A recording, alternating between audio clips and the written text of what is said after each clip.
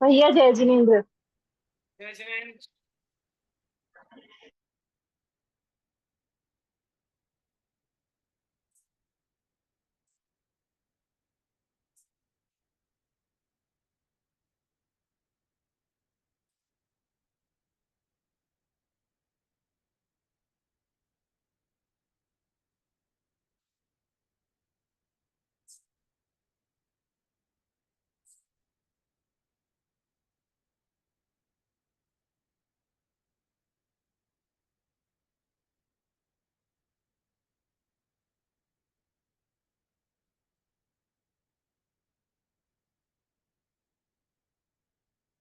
नमो हरिहंताणं, नमो सिद्धाणं, नमो आयुर्ज्ञानं, नमो वज्रायणं, नमो लोय सर्वसाधूनं,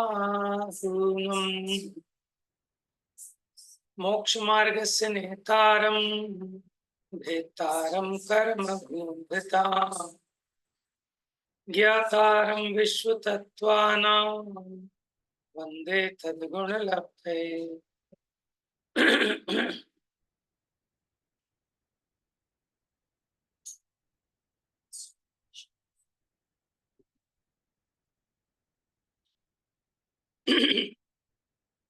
बारह भावनाओं में आज अपनी धर्मानुप्रेक्षा की चर्चा चलनी है।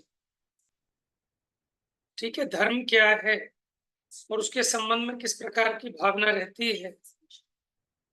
चलिए, कौन पढ़ेगा आज? मैं पढ़ूंगी।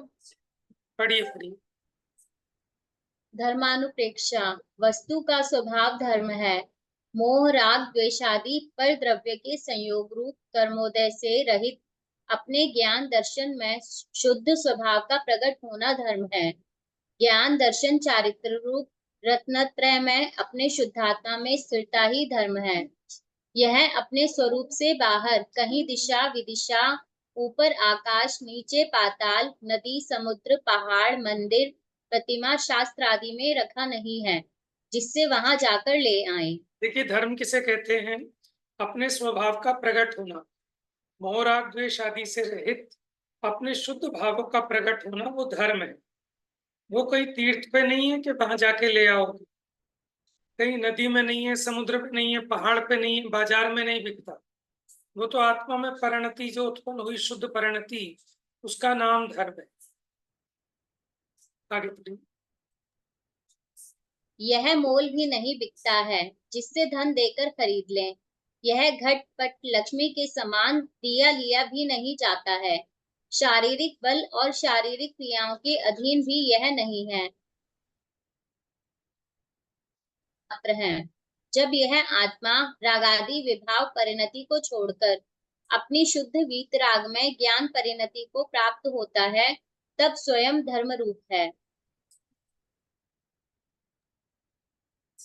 यदि कोई जिन मंदिर जी में जाकर भी किसी का धन हरण करे, किसी सुंदर स्त्री को राग भाव से देखे, सेवन करे, राज्य भोजन चोर स्त्री आदि संबंधी कथा विकथा करे, हिंसा आदि पाप में आरंभ करे, तो वहां भी पाप बंद ही होगा। तीर्थ क्षेत्र आदि अन्य धर्मायतनों में भी विषय कषाय रूप परिणमित होने पर पाप बंद ही होता है। वे धर्म स्थान उसे मना नहीं करते हैं। जीव स्वयं ही अधर्म या धर्म रूप परिणमित होता है। ये चेतन के परिणाम है। जड़ पुद्गल धर्म अधर्म रूप नहीं होता है। देखिए, यहाँ कह रहे हैं कि मंदिर में जाके भी अगर अपने भाव खराब करेगा तो अधर्म होगा। ठीक है, इसका मतलब धर्म किसी स्थान से नहीं होता, अपने भावों से होता है। आगे पढ़िए।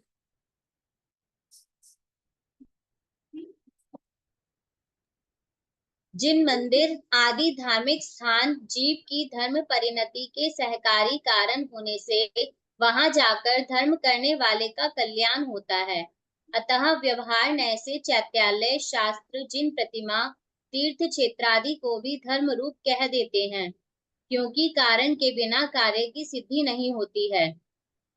अथवा जब यह आत्मा वीतराग परिणति धारण करता है, तब उसे जिन मंदिरादि भी धर्म रूप दिखाई देते हैं।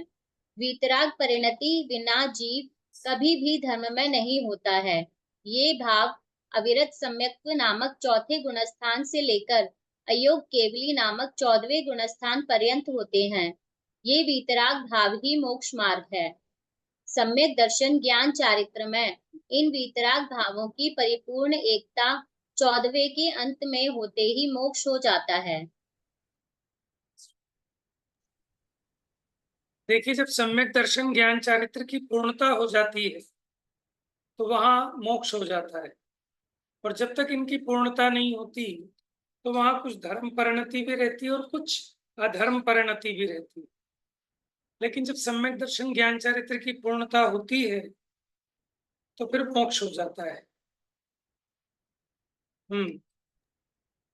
एक देश वीतरागी अविरत सम्यक्ति स्त्री पुत्र धन लक्ष्मी आदि पर वस्तुओं का गर्व नहीं करता है, पर द्रव्यों से स्वयं को बड़ा नहीं मानता है, सतत उपशम भाव की भावना भाता है, स्वयं को तृण समान सबसे छोटा मानता है, क्योंकि अपने अनंत ज्ञान आदि की प्राप्ति नहीं होने पर तृणवत ही है, अतः वह किसी का मत नहीं करता है। यद्यपि अप्रत्याख्यानावरण आदि कषायों का तीव्र उदय होने से विरक्त नहीं हुआ होने के कारण त्रस्त स्थावर जीवों के घात वाले आरंभ परिग्रह में पंचेंद्रिय विषय भोगों में उसकी प्रवृत्ति हो जाती है, तथापि इन सभी को वह मोह का विलास मानता है। ये मेरे स्वभाव नहीं है, उपाधि है, रोग के समान नष्ट करने योग्य हैं, परंतु अभी कषाय और विषय रोग की पीड़ा सहन करने में असमर्थ हुआ इनमें प्रवृत्ति करता है। देखिए, चौथे गुण स्थान वाले की अपेक्षा बात चल रही है, उसका श्रद्धांत तो बराबर हुआ, उसे भले बुरे की पहचान हुई, इसलिए पर के आधार से अपने को बड़ा छोटा नहीं मानता। लेकिन अभी कषाय शेष है, अप्रत्याख्यानावरण कषाय का तीव्र उदय है, इसलिए 5 इंद्रिय के विषयों से विरक्त नहीं हुआ। ठीक है, विषय कषायों में तो लगता है, लेकिन उसको उपादेय नहीं मानता। पढ़िए। सम्यक दृष्टि जीव ज्ञान दर्शनमयी चेतना स्वरूप स्वयं को सभी द्रव्यों से पृथक मानता है, एक परमाणु मात्र भी अन्य वस्तुओं को अपना नहीं मानता है। यह इसका एक देश वीतरागपना है। निश्चय व्यवहार दोनों नयों से विरोध रहित वस्तु का स्वभाव ग्रहण करना धर्म है। इसे बताने वाले सर्वज्ञ देव हैं। वे समस्त लोक अलोक की 3 काल गोचर गुण पर्यायों को प्रत्यक्ष जानते हैं। धर्म का यथार्थ स्वरूप इंद्रियों से गोचर नहीं है, वह अतीन्द्रिय है। इसका फल स्वर्ग मोक्ष भी अतीन्द्रिय है। छद्मस्त का इंद्रिय जनित ज्ञान परोक्ष होने से यह उसके गोचर नहीं है, अतः धर्म का स्वरूप सर्वज्ञ के वचन से ही प्रमाण है। अन्य छद्मस्थों द्वारा प्ररूपित धर्म प्रामाणिक नहीं है। देखिए, जो धर्म है वो आत्मा की वीतराग परिणति है, वो तो अतीन्द्रिय है, इंद्रिय गोचर नहीं है कि आपको आंखों से दिखा दे कैसा धर्म होता है। और जो उसका फल है वो भी आपको भी इंद्रियों से नहीं दिखता, स्वर्ग मोक्ष। छद्मस्त का ज्ञान इंद्रिय जनित परोक्ष है, तो उसके द्वारा आप धर्म का स्वरूप नहीं मान सकते। धर्म का स्वरूप तो सर्वज्ञ के वचनों से ही प्रमाण किया जाता है। अन्य छद्मस्तों के जो वचन हैं वो प्रामाणिक नहीं है। अब देखिए, सर्वज्ञ की सिद्धि कर रहे हैं। यदि सर्वज्ञ नहीं हो तो अतीन्द्रिय परमाणु आदि सूक्ष्म पदार्थों को कौन जानेगा। इंद्रिय ज्ञान तो वर्तमान में इंद्रियों से संबंधित स्थूल पदार्थ को उनकी कुछ पर्यायों को जानता है, समस्त पर्यायों को नहीं। सर्वज्ञ देव द्वारा उपदेशित अहिंसा लक्षण धर्म जीव को संसार समुद्र से पार करता है। जो इससे पृथक अन्य धर्म को मानता है, वह अपने आत्मा को यथार्थ जाने बिना संसार समुद्र में डूब जाता है। वस्तु के स्वभाव रूप आत्मिक धर्म द्वारा जीव चतुर्गति रूप संसार से छूटकर मोक्ष की प्राप्ति करता है। अपने विकारों का अभाव कर उत्तम क्षमादि रूप आत्मा ही परिणमित होता है, पुद्गल नहीं। वस्तु का स्वभाव धर्म, 10 लक्षण धर्म, सम्यक रत्नत्रय धर्म, दयामयी अहिंसा लक्षण धर्म, इन सभी में मात्र शब्द भेद है, अर्थ भेद नहीं है। देखिए, जो धर्म है वो आत्मा की परिणति है, आत्मा का ही परिणाम है, कहीं पुद्गल आदि में नहीं होता था। अहिंसा लक्षण, अहिंसा लक्षण धर्म घर में रहने वाले गृहस्थ और गृह त्यागी मुनि की अपेक्षा 2 प्रकार का है। गृहस्थ श्रावक का धर्म पाक्षिक श्रावक रूप अविरत सम्यक दृष्टि और नैष्ठिक श्रावक रूप पंचम गुणस्थान वर्ती 11 प्रतिमाओं के भेद से 12 प्रकार का है। मुनि धर्म 5 महाव्रत आदि 28 मूल गुण रूप है। देखिए, गृहस्थ की अपेक्षा 2 भेद की है। श्रावक जिसके जीवन में भी व्रत नहीं है लेकिन उसको उसका पक्ष है, तो पाक्षिक श्रावक चौथे गुण स्थान वाला। दूसरा बताया नैष्ठिक श्रावक, माने जो निष्ठा से अणुव्रत आदि का धारण करता है, तो 5 स्थानवर्ती कहलाता है नैष्ठिक श्रावक। और मुनिराज 5 महाव्रत आदि 28 मूल गुण रूप उनका पालन करते हैं। यह धर्म स्वाख्या तत्व सर्वज्ञ भगवान द्वारा भली भांति व्याख्यान किया गया है। यह धर्म सत्य के आधार पर प्रवृत्ति करता है। इसका मूल विनय, बल, क्षमा, रक्षक, ब्रह्मचर्य, प्रधान, कषाय के अभाव रूप उपशम, स्वरूप नियम, त्याग, आलंबन, निर्ग्रंथता रूप दिगंबरपना है। यह धर्म जीव को इंद्र, चक्रवर्ती आदि विविध पदों की प्राप्ति पूर्वक मोक्ष पद उत्पन्न करता है। इस धर्म के बिना यह जीव अनादि काल से संसार में भ्रमण कर रहा है। कितने ही जीव तो इस धर्म को जानते ही नहीं हैं। यदि कोई जीव काल लब्धिवश गुरु के संयोग से इसे जान भी लेता है, तो भी अनादिकालीन विषय कषाय की वासना छूटना कठिन होने से उसे जीवन में अपना नहीं पाता है। यह जीव पुत्र स्त्री विषयों में जैसे रति प्रीति करता है, उस प्रकार की रति प्रीति यदि वीतरागी धर्म में करे, तो अल्पकाल में मोक्ष सुख को प्राप्त हो जाए। यह संसारी जीव स्त्री लक्ष्मी को तो चाहता है, परंतु मुनि श्रावक धर्म में आदर प्रीति नहीं करता है, जबकि उनके प्राप्त होने का कारण तो धर्म है।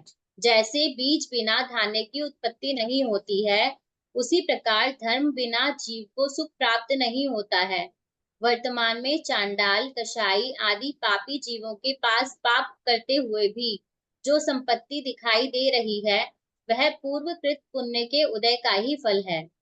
देखिए, इस संसार में ऐसा दिखाई देता है कि चांडाल, कषाई आदि पापी जीव पाप कर रहे हैं, फिर भी सुखी दिखाई दे रहे हैं, धन संपन्न है। तो वो कहते हैं वो पुराने किए हुए पुण्य के उदय का फल है, लेकिन वर्तमान में तो वो पाप ही पाप कर रहे हैं। आगे पढ़िए। धर्मात्मा जीव बैरी शत्रु पर भी क्षमा भाव धारण करता है, दूसरों के द्रव्य को अंगीकार नहीं करता है, अन्य की स्त्री को माता, भगिनी, पुत्री के समान जानता है। सभी लोग उसका विश्वास करते हैं। वह सभी से प्रिय मिष्ट वचन ही बोलता है।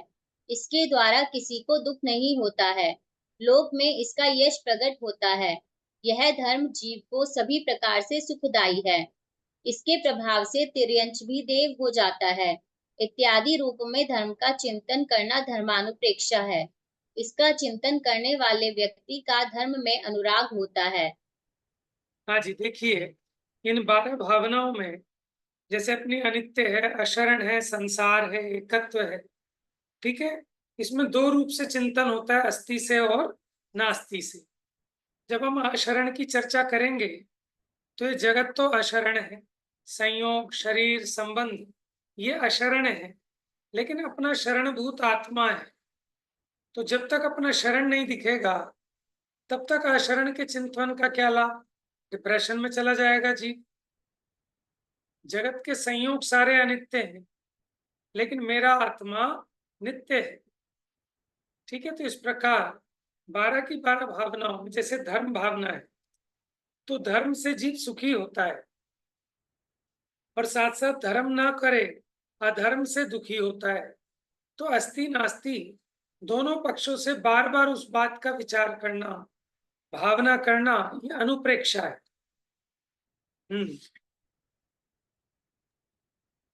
अथवा 14 भेद वाले गुणस्थान जीव समास मार्गना स्थान रूप आत्मा के धर्म का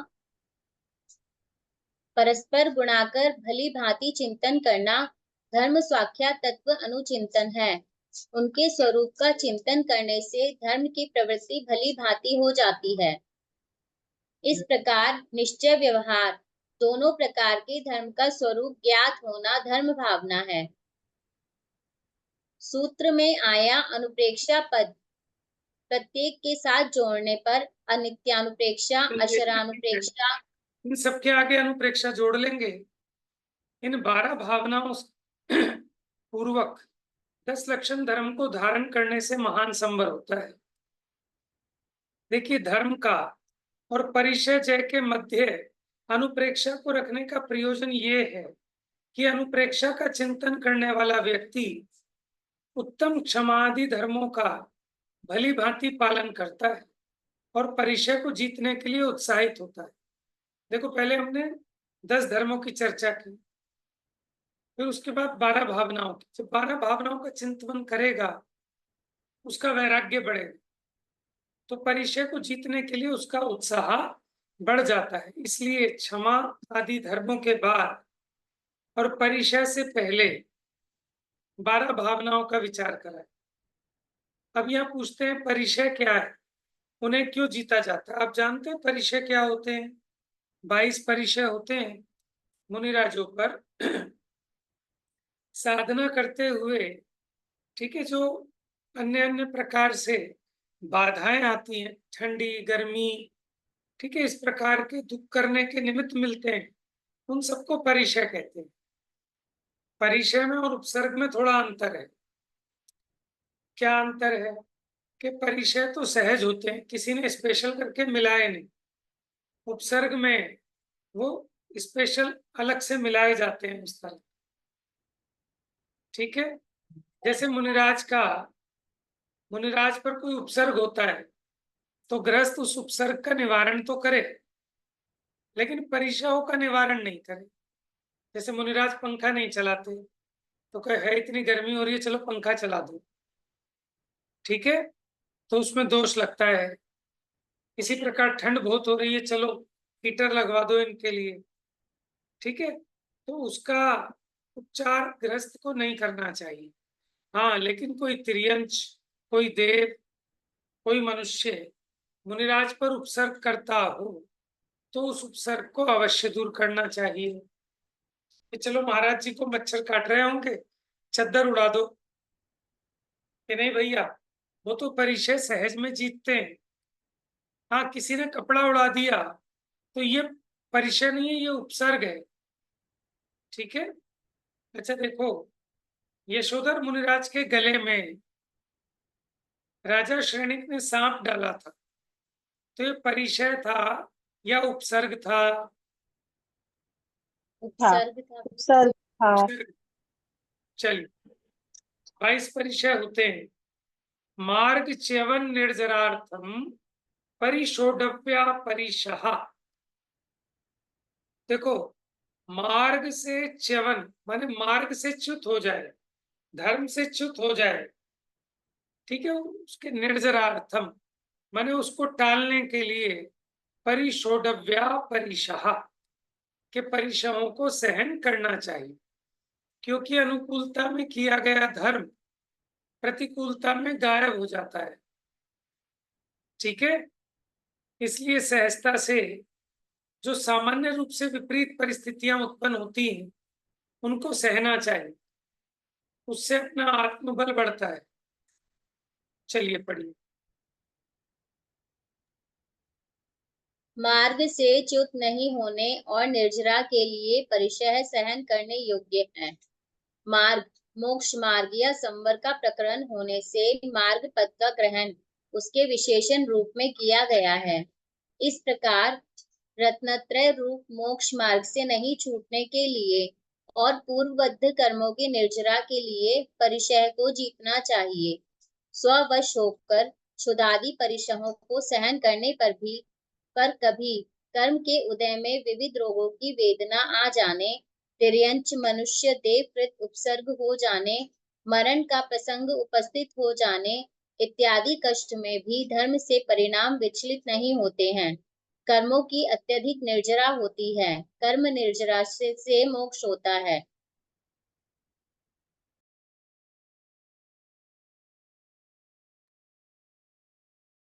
इस प्रकार संवर और निर्जरा के लिए परिशहों को जीतते हैं, स्वाधीन हो सहन करते हैं।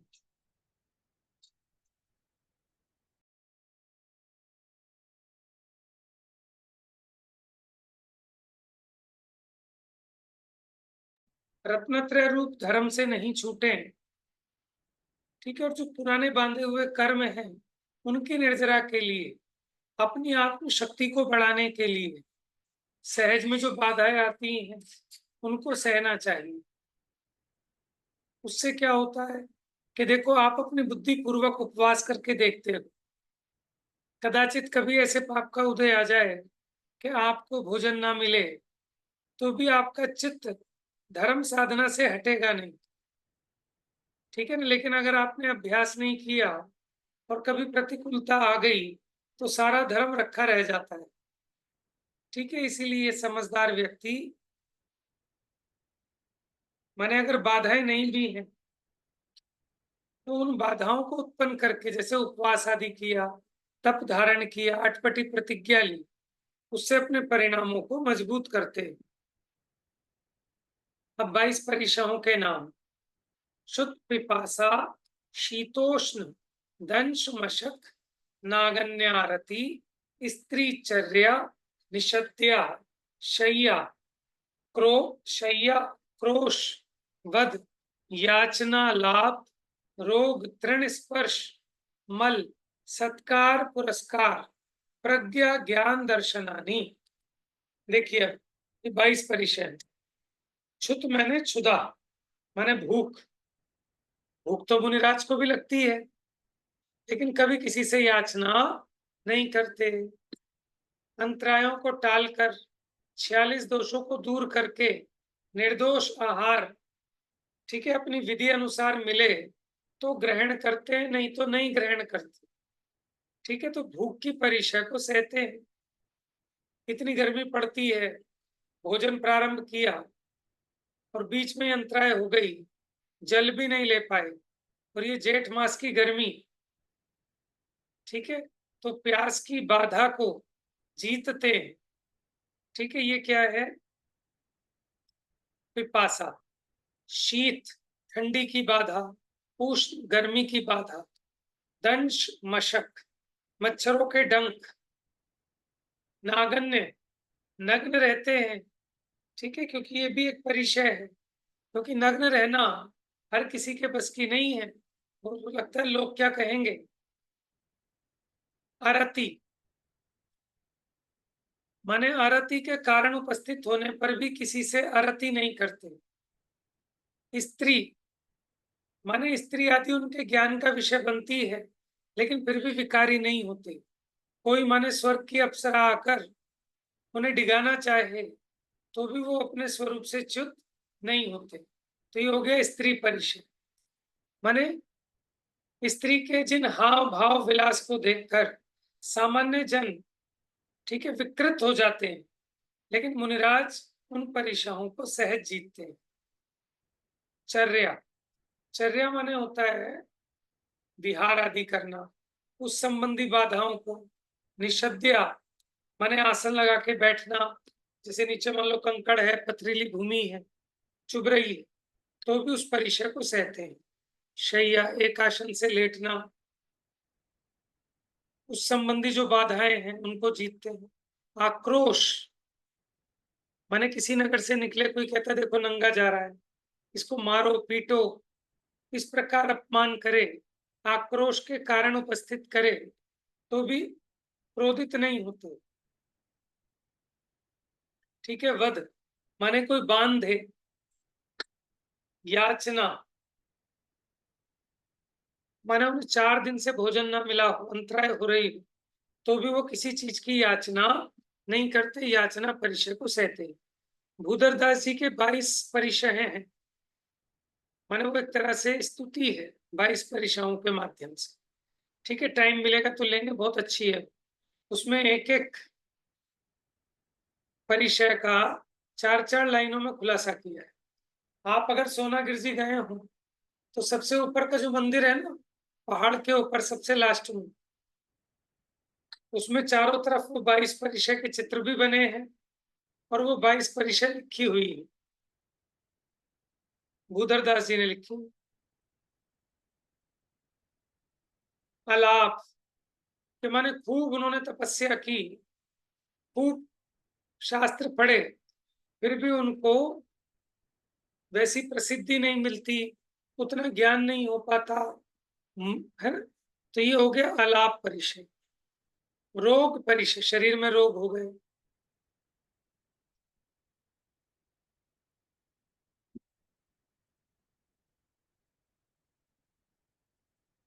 अब देखिए बाकी आगे देखते हैं, मुझे भी याद नहीं आ रहा। तृण स्पर्श, तृण माने होता है तिनका, स्पर्श माने छू जाना। चलिए भी आगे आगे देखेंगे। मल, शरीर मलिन हो जाता है, उसको भी जीतते हैं।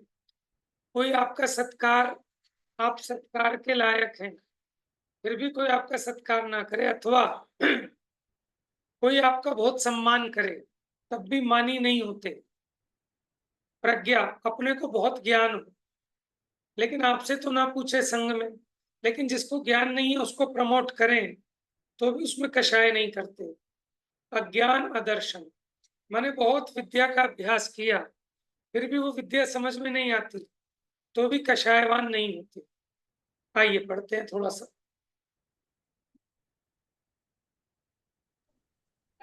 ये 22 परिचय शरीर या मन संबंधी वेदना पीड़ा के विशेष हैं। यहाँ परिचय जय पद पूर्व सूत्र से अनुवर्तित है, इसे प्रत्येक के साथ जोड़ना है, जैसे क्षुधा परिचय जय, पिपासा परिचय जय आदि। मोक्ष के लिए इन्हें जीतने का विशेष पुरुषार्थ करना चाहिए। यहाँ उन्हें जीतने का उपाय बताते हैं। पहला, क्षुधा परिचय जय। क्षुधा रूप भूख की वेदना होना क्षुधा परिचय है। प्रतिदिन भोजन की 2 बेलाओं में से दिगंबर मुनि एक दिन में एक ही बार श्रावक के घर जाकर भिक्षावृत्ति पूर्वक शुद्ध क्षेत्र में दोष रहित प्रासुक आहार लेते हैं। आहार के अलाभ या अंतराय के कारण अल्पाहार मिलने पर क्षुधा वेदना दूर नहीं होने की स्थिति में अकाल में अयोग्य दोष सहित आहार वे नहीं लेते हैं। क्षुधा के कारण आवश्यक क्रियाओं को किंचित मात्र भी कम नहीं करते हैं। देश काल नगरी आदि की योग्य अयोग्य विधि को जानने वाले उन साधु के उपवास मार्ग में चलने, रोग उत्पन्न होने, आहार की बेला का उल्लंघन होने, अवमौदर्य नीरस आहार की प्राप्ति होने, असाता वेदनीय की उदीर्णा होने इत्यादि अनेक कारणों से प्रकट हुई क्षुधा की तीव्र वेदना रूपी अग्नि आहार रूपी ईंधन के अभाव में भाड़ में पड़ी हुई जल की बूंद के समान ग्रहण किए गए आहार जल को तत्काल सुखा देती है। देखिए जैसे आहार भी किया, ठीक है, लेकिन गर्मी इतनी भयंकर है, मार्ग में चलने का कष्ट, कोई रोग उत्पन्न हो गया, नीरस आहार प्राप्त हुआ, ठीक है, और वो अमोदर्य तब भी करते हैं, भूख से थोड़ा कम लेते हैं, असाता का तीव्र उदय।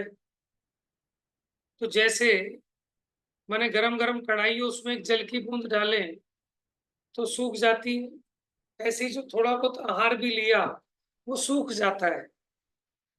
बढ़िए आगे। जैसे पवन द्वारा अग्नि की शिखा प्रज्वलित होती है, उसी प्रकार सब ओर से शरीर, इंद्रिय, हृदय को शुद्ध करने वाली क्षुधा वेदना प्रकट होती है। उसका उपचार करने के लिए वे कभी भी अकाल में या संयम विरोधी द्रव्य का आहार नहीं करते हैं। वे ऐसा भोजन स्वयं नहीं करते हैं, अन्य को कहकर कराते नहीं हैं, अन्य द्वारा किए जाने पर भला नहीं मानते हैं।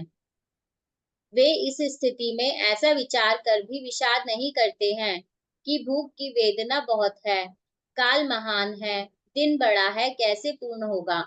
हड्डी, चर्म, नस, कलेवर मात्र देह रह जाने पर भी वे आवश्यक क्रियाओं में सदा काल उद्यमी रहते हैं।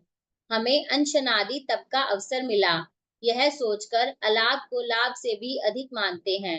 वे क्षुधा रूपी अग्नि को समता भाव पूर्वक धैर्य रूपी जल से शांत कर क्षुधा परिचय पर विजय प्राप्त करते हैं। हाँ जी, देखिए वो ये नहीं सोचते कि दिन तो बहुत बड़ा है, बहुत गर्मी पड़ रही है, ठीक है, और अगर भोजन नहीं भी मिला तो भी अपनी आवश्यक जो दैनिक क्रियाएं हैं उनमें कमी नहीं करते। हमें तो तब करने का अवसर मिला ऐसा सोचकर अपने उत्साह को बढ़ाते हैं। ठीक है, धैर्य रूपी जल पीकर क्षुधा परिचय पर विजय प्राप्त करते हैं। पिपासा माने प्यास। पढ़िए। पिपासा या तृषा परिचय जय, जल की प्यास रूप तृषा की वेदना उत्पन्न होना तृषा परिचय है।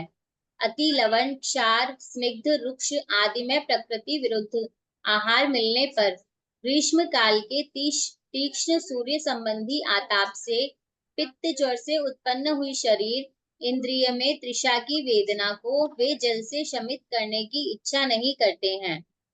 उसके उपचार हेतु शरीर पर जल सिंचन का तो उन्होंने दीक्षा के समय ही यावत जीवन त्याग कर दिया था। आहार के समय भी अपनी चेष्टा, संकेत आदि से जल की याचना प्रेरणा नहीं करते हैं। जल की चाह रहित हो धैर्य रूपी कुंभ में धारण किए गए शीतल सुगंधमय समाधि रूपी जल से वे तृषा रूपी अग्नि की शिखा को बुझाते हुए तृषा परिचय पर विजय प्राप्त कर लेते हैं। देखो, माने हर एक परीक्षा कैसे जीती जाती है? अपनी आत्मा के आश्रय से, समता भाव से, तत्व ज्ञान से। ठीक है, तो अपने तृषा रूपी अग्नि जो है उसको किससे बुझाते हैं? समाधि रूपी जल से, और उस प्यास पर विजय प्राप्त करते हैं। और बाहर से भी विचार कर सकते हैं कि देखो, पाप के उदय में भी जीव भूखा प्यासा रहता है। ठीक है, अब अगर अपने परिणाम बिगाड़ूंगा, असाता क्रम का उदय है, ठीक है, इसलिए भोजन पानी आदि नहीं मिला, तो पुराने पाप कर्म के उदय से आज नहीं मिला, और अगर अपने परिणाम खराब करूंगा तो फिर असाता बंधेगी। तो नाना प्रकार से विचार कराया आचार्यों ने, लेकिन बात यह है कि बुद्धिपूर्वक सहज में ऐसे आने वाले परीक्षाओं को, जैसे आप खाना खाने बैठे, उसमें नमक कम है, तो कभी आप कोशिश करो कि आज नमक नहीं मांगूंगा। समझ में आया कि नमक बहुत तेज है, तो धैर्य से धारण करके उसको खाऊंगा। ठीक है, आपको उम्मीद थी कि अभी एक रोटी और आएगी, लेकिन किसी ने पूछा ही नहीं, तो आपने भी कहा कि आज मैं मांगूंगा ही नहीं। अपने परिणामों को संभालना, क्योंकि कल पाप के उदय में कदाचित ऐसे संयोग मिले तो आपके परिणाम नहीं बिगड़ेंगे। तो इसलिए अभी स्वतंत्रता पूर्वक अनुकूलता रहते हुए भी सहज में इस प्रकार के छोटी छोटी परीक्षाओं को सहन करना चाहिए। ठीक है, शेष चर्चा कल करें। ज्ञान से सूझे लोकालो, सो वाणी मस्तक नमो सदा देत हूँ धो।